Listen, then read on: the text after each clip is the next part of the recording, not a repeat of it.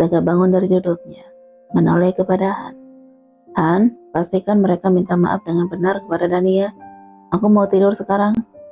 Baik Tuan Muda, selamat malam, selamat istirahat. Han menundukkan kepalanya sampai Saga menghilang. Merepotkan sekali. Sekarang aku harus mulai dari mana ini? Han duduk di kursi yang tadi diduduki Saga. Mohon maaf karena udah membuat kalian bangun sepagi ini. Tidak ada yang berani menjawab. Semuanya terdiam. Besok pagi, mulailah bersikap baik kepada Nona Dania. Semua masih terdiam menunggu kelanjutan. Itu saja. Bersikap baiklah selayaknya sebuah keluarga. Mereka berpikir kalimat Han udah selesai. Tapi senyuman tipis tiba-tiba muncul. Dan kalimat selanjutnya membuat mereka tergugup, keluh menggigit bibir. Sebenarnya Tuan Muda ingin melihat kalian memohon maaf dan pengampunan dengan berlutut di depan Nona Dania. Tapi saya rasa itu pasti sangat memalukan, apalagi untuk Nyonya kan? Nona Dania juga pasti akan merasa tidak nyaman, apalagi Anda Tuan. Anda kan ayahnya. Kalau untuk Anda Nona Risa, sepertinya tidak terlalu masalah, karena usia Anda yang memang lebih muda dari Nona Dania. Tapi tetap saja, pasti itu tidak nyaman kan? Saya juga tidak bisa memaksa kalian. Tapi seperti yang kalian lihat, Tuan Muda menyayangi Nona Dania. Jadi, kalimat Han menggantung. Dia sengaja, lihat senyumnya itu. Han bangun dari duduk. Sepertinya masih terlalu pagi. Sebaiknya kita kembali ke kamar untuk tidur kan? Selamat malam Tuan dan Nyonya. Selamat malam juga Nona Risa. Semoga kalian mimpi indah. Dia berjalan dengan ringan menuju kamar tamu yang disiapkan untuknya. Seperti tidak habis menjatuhkan kata-kata mematikan. Dia serius menyuruh kami berlutut dan memohon pengampunan kepada Dania. Ketiga orang itu meremas jemari, memikirkan hal yang sama. Langkah Dania terhenti tepat di depan dapur, melihat sepertinya kehidupan di dapur saat ini berjalan di luar kebiasaan yang seharusnya. Ada apa ini? Ibu sedang di dapur dan Risa juga. Kenapa hari ini mereka aneh sekali? Iya, tentu. Karena Tuan Saga ada di sini. Mereka sedang cari muka rupanya. Apa mereka mau memasak sarapan untuk Tuan Saga? Terserahlah. Lakukan apa yang ingin kalian lakukan. Aku mau ambil minum dan sedikit membantu saja. Nia, kenapa udah bangun? Apa ada yang kamu butuhkan? Biar ibu siapkan. Dan Nia mengernyit. Merasa ngeri sendiri. Seumur hidup baru pertama kalinya ibu bicara seramah itu padanya. Apa Tuan Saga sudah bangun? Apa dia membutuhkan sesuatu? Masih bicara dengan cara yang menakutkan menurut Nia. Tidak Bu, Tuan Saga belum bangun. Biar saya membantu di dapur. Dan Nia udah mau mengambil pisau dapur. Apa? Dia kaget berteriak sendiri. Maaf, bukan maksud ibu berteriak padamu. Masuklah ke kamar dan istirahatlah. Temani Tuan Saga aja. Ibu menepuk bahu Dania lembut. Sorot matanya sekaligus memohon, pergilah, jangan membuat kami dalam masalah. Begitu arti sorot matanya. Ibu benar, Kania istirahat aja. Apa? Kania? Sejak kapan bocah ini memanggilku sesopan ini? Tunggu, kenapa mereka aneh sekali sih? Apa kalian salah minum obat semalam? Dania mengedarkan pandangan menyapu ruangan. Tengkuknya merinding. Ia merasakan aura kegelapan. Tentu saja, di ujung ruangan itu, dia sedang duduk sambil bekerja dengan laptopnya. Ada secangkir gelas di sampingnya. Dia memang tidak memandang ke arah dapur atau terlihat mendengarkan pembicaraan. Tapi keberadaannya udah pasti mengintimidasi semua penghuni rumah ini. Apa karena dia? Dua orang ini jadi berubah sikap kepadaku, walaupun sedang tidak ada Tuan Saga sekalipun. Baiklah, saya permisi Bu. Karena tetap tidak diizinkan membantu, akhirnya Dania menyingkir secara sukarela. Iya Nia, istirahatlah. Ibu tersenyum. Dania meninggalkan ibu dan Risa keluar dari dapur. Berjalan mendekati sekretarisan. Dia masih sibuk dengan pekerjaannya.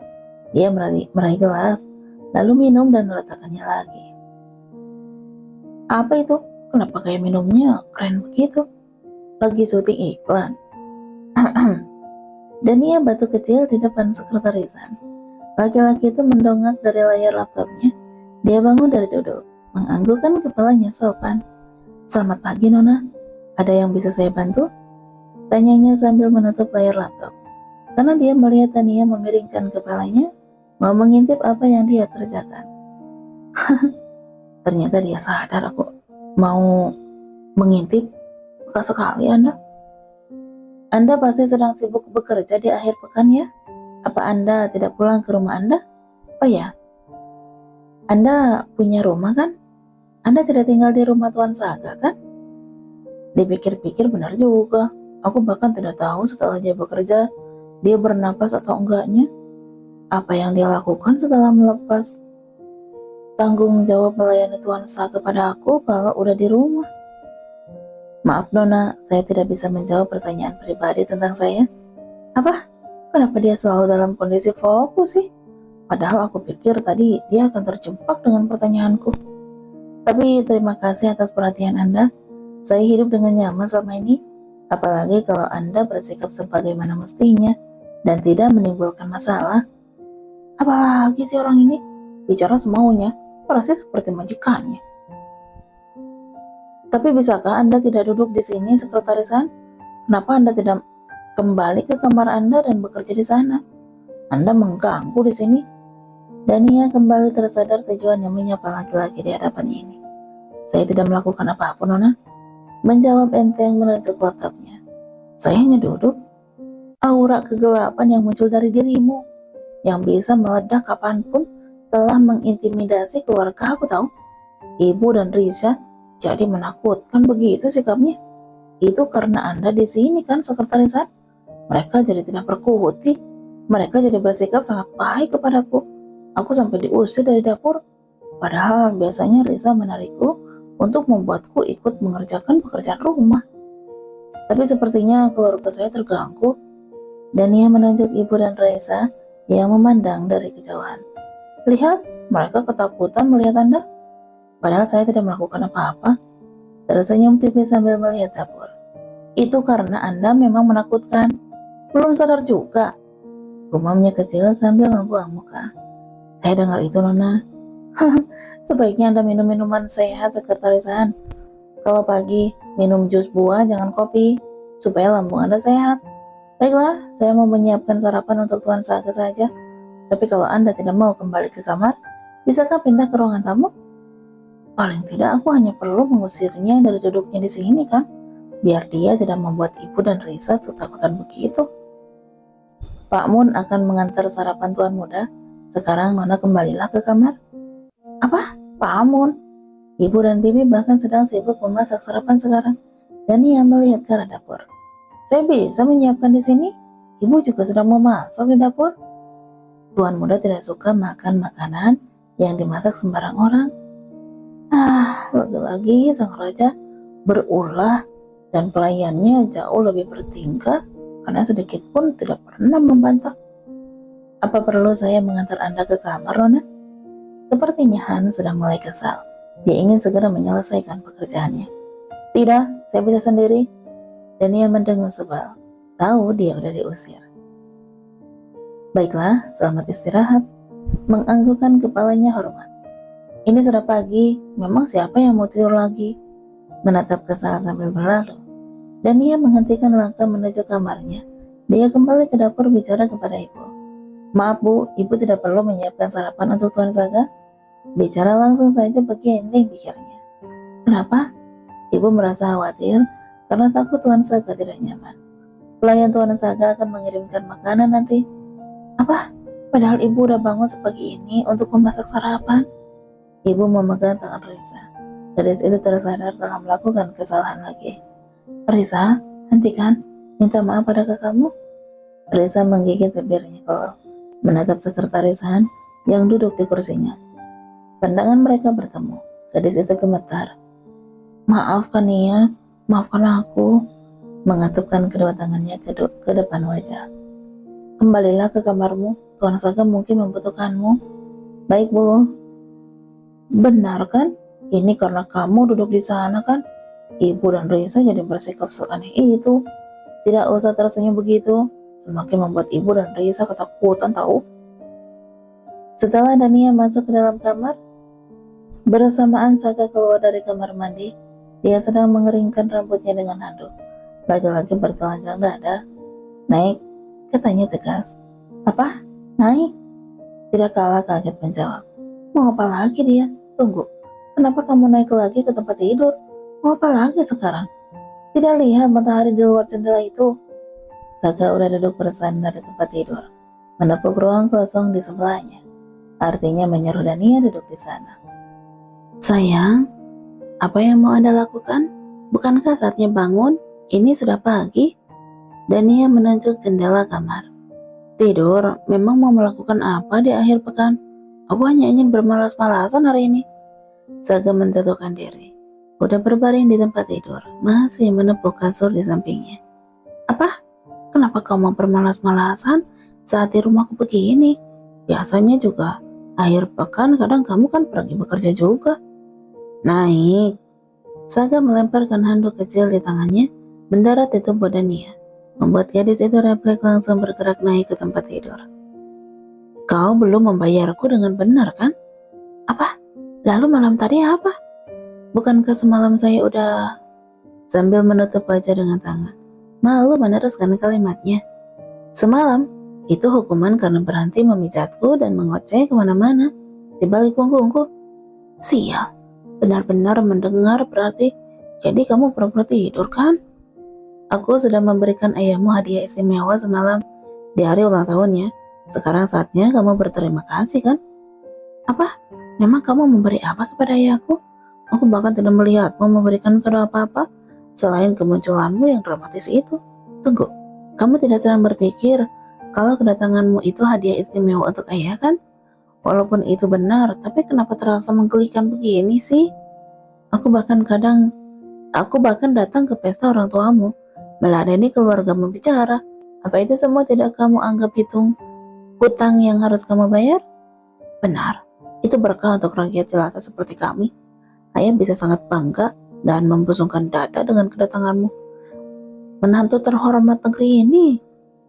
Terima kasih sayang, kehadiran Anda sungguh hadiah istimewa di ulang tahun ayah. Saya sungguh berterima kasih. Baik, berterima kasihlah dengan kata-kata manis Dania. Selesaikan ini dan bangun. Itu saja. Saga udah menarik rambut Dania menggulungnya pelan. Aku mau yang lainnya. Bulu kuduk Dania merinding saat Saga mulai menciumi rambutnya. Apa yang bisa saya berikan? Coba berpikir. Aku memberikan tubuhku untuk hadiah di ulang tahun ayahmu. Kau harus membayarnya setimpal juga dong. Itu baru adil. Dania udah ambruk karena Saga mendorong dengan baunya. Bagaimana? Benar, Anda benar sekali. Terpaksa tertawa. Licik sekali kamu. Lagi-lagi memojokkanku dengan cara begini. Seperti aku berhutang dunia saja kepadamu. Dania meremas spray tempat tidur, membiarkan Saga melakukan sekali lagi, mendapatkan apa yang ingin ia lakukan. Sementara matahari terus bergerak naik. Aku lapar. Karena kaget melihat ibu dan Raisa, aku bahkan tidak makan tadi. Memulai hari setelah akhir pekan yang melelahkan. Seharusnya akhir pekan jadi ajang bersantai dan mengendurkan saraf. Tapi bagi Dania, akhir pekannya harus diisi dengan penuh perjuangan. Menggenggam kemudi dengan erat. Gemetar-gemetar karena kesal. Jangan dipikirkan, jangan diingat, lupakan. Tuan Saga hanya ingin menindasmu Dania. Jaga jarak hatimu sejauh mungkin darinya. Oh ya, tadi pagi aku udah mengirim pesan pada Helen. Tapi kenapa dia belum membalas juga ya? Dia hanya mengerjaimu Dania. Walaupun kadang senyumnya tulus, tapi tidak mungkin dia setulus itu padamu. Melajukan kemudi lagi, selesai menyelesaikan kelas pemijat, Dania menyempatkan mampir membeli makan siang dan minuman untuk karyawannya. Dia hampir ke minimarket juga membeli buah dan aneka camilan. Lalu dia kembali ke rukonya, dan dia menyerahkan kunci mobil dan meminta karyawannya mengambil belanjaan.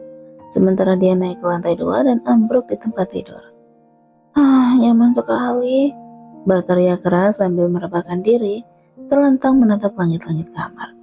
Sebenarnya apa yang terjadi pada aku sih? Coba berpikir Dania, pakai otakmu yang bodoh ini. untuk berpikir sebentar saja.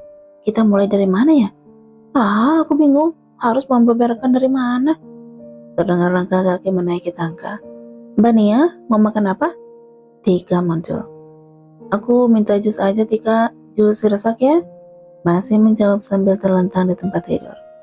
Aku ambilkan ya. Mau roti juga nggak? Kalau nggak mau makan nasi, makan roti aja ya. Menawarkan lagi. Boleh deh. Tidak lama, Tika udah muncul dengan apa yang diminta Dania tadi. Dia juga membawa piring dan makanannya sendiri. Segelas jus jeruk peras. Tika menarik meja kecil lalu meletakkan makanan milik Dania di atasnya. Capek ya, Mbak? Lumayan, baru dari sekolah memijat tadi. Pokoknya aku hormat sama tukang urut dan pijat profesional, Tika. Mereka itu luar biasa. Dania duduk meminum jusnya dan makan roti yang dia beli tadi di minimarket. Kenapa Mbak Nia mesti belajar pijat? Bukannya bisa panggil tukang pijat profesional kalau Tuan Saga mau dipijat? Orang normal seperti Tika pasti akan bicara begini kan? Begitu kemam Dania.